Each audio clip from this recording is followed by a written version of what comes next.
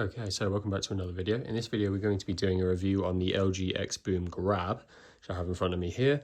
We'll be going through the specs, taking you around it, showing you some B-roll of it, obviously doing a sound test, and then letting you know what I think.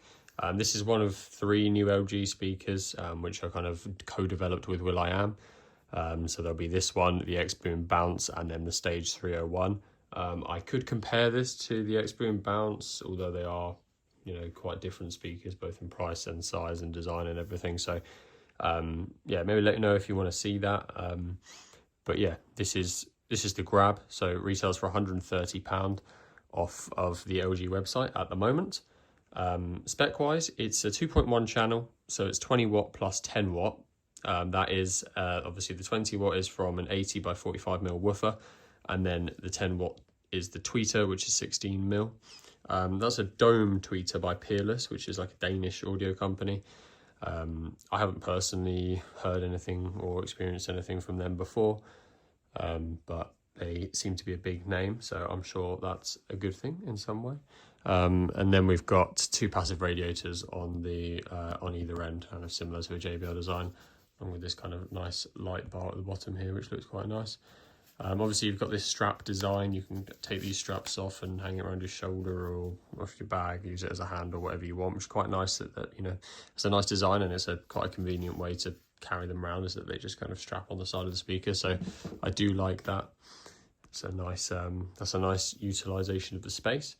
Battery life, so it would take 3 hours to charge, which is pretty standard, and it will have 20 hours of playtime. That's 20 hours at 50% volume with no lights on, but voice enhancement on. So yeah, lights off, voice enhancement on, 20 hours. So if you were playing it at 80% volume with the lights on, you'd probably get, maybe half that. But that's still really, really good, especially from a speaker of this size. 20 hours is more than enough for most environments, especially if you're just using it as background music and it's only going to be 50% volume anyway, in which case you're fine. It does have a my button, they call it, on the top, which is that heart button on the right hand side there, kind of similar to those buttons that you have on the Ultimate Ear speakers, and I'm sure a couple others which I can't think of right now. But yeah, you can set it up in the app to play like any of the songs in the app, or to connect it to your Apple Music playlist and stuff like that. I'll show you that a bit more in depth when we actually get onto the app in a minute. It weighs 0.7 kilos, so nice and light. It's one of those form factors where you can just kind of slip this in a pocket, a long pocket, but a pocket, or hang it, put it in the kind of cup holder part on the side of a rucksack, or obviously in the rucksack. It won't take up much space, it doesn't weigh much, so it's quite a nice design. And it's quite a bit under a kilo there, so nice. As for water resistance, it's IP67, so yeah, very good for water and dust resistance there. It does actually meet US military durability standards, apparently.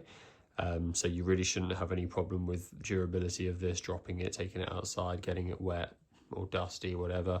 It should be very capable with whatever you throw at it. It running Bluetooth 5.3, so pretty much, I think 5.4 is technically the newest at the moment, but yeah, 5.3 is still going to give you, everything you need. Nice range, nice connectivity, and a solid connection. It does actually have Auracast as well, so you can connect this to other speakers from LG in this range. There are AI music modes. Again, I'll show you in the app, but you can have, rather than setting it in a bass mode or a vocal mode, you can have it in AI sound mode, so that it scans the environment and chooses the best kind of EQ on the fly for the environment, which is nice. JBL speakers have had this for a while, so it's nice that everyone else is kind of jumping on. It's also got AI lighting, which is something which I'm not sure I've seen anywhere else really. So obviously on this one, it's just this light bar at the bottom, but it means instead of choosing a light pattern in the app or just having a random pattern, it's chosen, the AI chooses it based off the song and the tempo and the actual beat of the song itself. Makes it nice to just click a button, you just click AI lighting on, and then you don't have to mess around with any sound patterns, light patterns, sorry. It just does it for you, which I do personally like. It is obviously crafted well with and it's kind of hard to know what they mean by crafted with and by will.i.am, because to be honest, like if you know, it does seem to suggest, I'll kind of put some of the writing up on screen now from their website, but it does seem to suggest that will.i.am has definitely done the kind of the sound effects as for like it turning on, and the Bluetooth connection sound effects and the changing volume and stuff like that.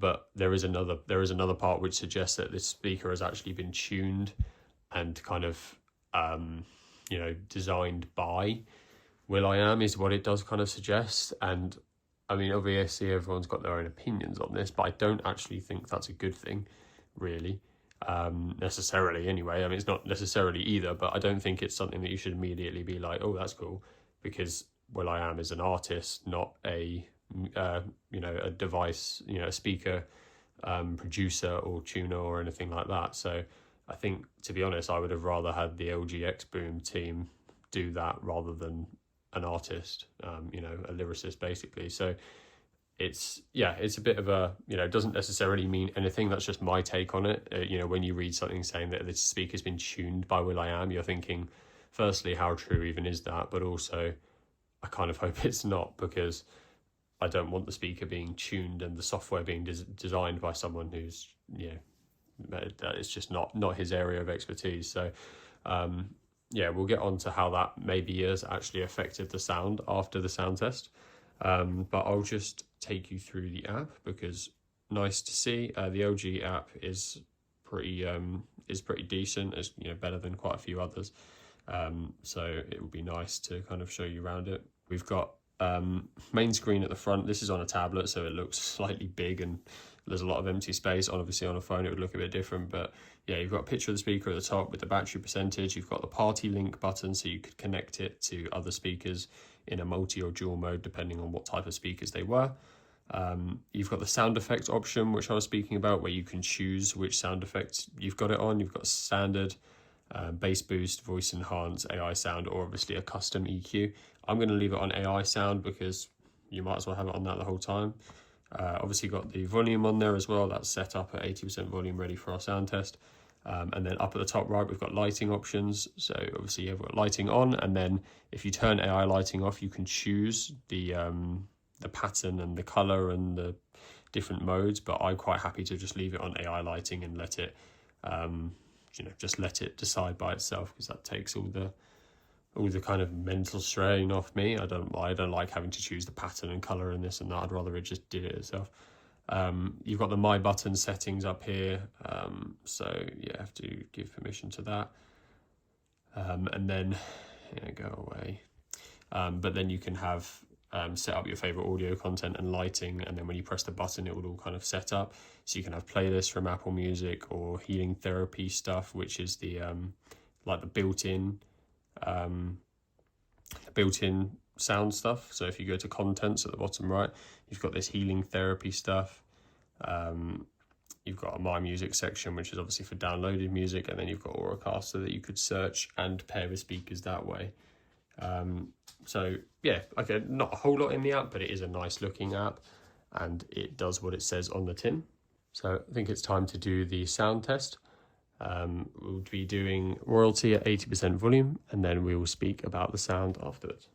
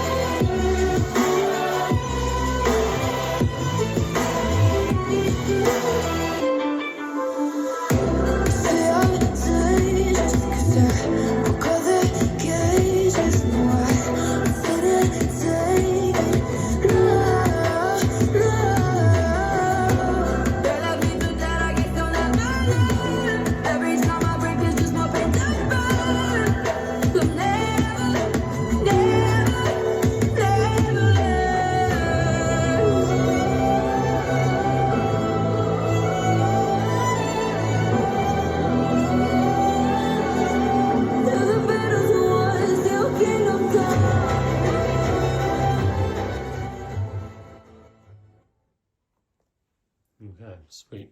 So that's the sound test done. I hope it comes across on camera, as always. But I think this is an almost a weird sounding speaker. I think you can tell that the tweeters are very good quality. They're obviously those dome tweeters by that Peerless company. I think you can tell that they're the part of the speaker which really shines, because the high end of music and just the general quality of the voices, especially the vocals, is really good. And that is definitely in line with LG's quality and what we've kind of come to expect. But the bass on this range, and well, yeah, I mean obviously we're focusing on this speaker here, but the bass it's just underwhelming. This is an xboom, supposedly. It says it in big letters on the front. There's absolutely no booming happening from this speaker at all. If you watch the passive radiators on the side of the speaker, I know you couldn't see them in the sound test, but they're hardly moving. I don't know whether it's a case of the woofer doesn't say anything about the woofer being developed by Peerless, so maybe the woofer is just bad quality, or maybe I'm kind of leaning towards the software being the problem here, because I have played around with custom EQs, and while the app doesn't give you a whole lot of kind of range to normally it literally only gives you 3 bars to adjust for this speaker, 3 bars of frequency to play with. But if you bump the one on the left all the way up, you do get a bit more of a thump out of it. But even then, it just doesn't. It seems like, to be honest, it's being throttled by the software on this thing, and I don't know. This is just me speculating, but I don't know whether that's because it's been tuned by will.i.am and his team. It seems like it's being let down by its software, because the rest of the speaker is really nice. Those tweeters are clearly good quality because the actual vocals are really nice, and the passive radiators are doing something, and then the design is nice. The lights are there, the app is there, the AI stuff is there. It's just the music almost sounds a bit empty. Like if you play pretty much anything else next to this, whether it's a bigger speaker or not, it's like you're missing a couple layers of the sound. It's like if you put the song into an editor, you had 20 layers in your timeline and you deleted 10 of them at random. That's what this speaker sounds like a lot of the time. It's like it's missing lots of layers, especially the bass. There's just no thump to it at all. You can see from the frequency chart as well that it's just flat on the low end. There's no, it's missing quite a lot. There's the odd spike here and there, and it tails off really quickly at like 70 hertz. You just don't get anything below that. I don't know whether that's software. I've updated both of these, the software, so they're as new as they can be at the time of recording. So I don't know whether this is going to get fixed or improved in future updates, but yeah, and I don't know if it's a hardware or software problem, but it just feels empty. And I found myself listening to them and just kind of thinking, like, I've heard this song before, whether it be in the car or in another speaker, bigger or smaller. It's not necessarily size. It feels like it's missing something. It's almost hard to put into words. I know you might not get it out of that song, but this is what I've experienced in my opinion. But I feel like something's not quite right here, whether it's the software, whether it's whatever will.i.am's done to it, or if it's just that they focus so much on getting those dome tweeters from Peerless in there that they've forgotten about the bass end of things. I don't know, but it just doesn't really hit the spot for me, and I don't think I would ever pick this up for my own usage. I think at £130 as well, you can get a new Flip 7 from JBL for the same price, and it's a better speaker, I think, all round. Maybe the vocals aren't quite as clear, but it's a better balanced speaker all round. You're getting more of everything, and the bass especially is like 5 times stronger than this. So I don't know, let me know what you think. It's probably going to be hard to tell through video. You do kind of really need to hear one of these in person, but if you're considering getting this over the Flip 7 and you're someone who is into their bass, I think take my opinion on board and go for the Flip 7. But let me know what you think.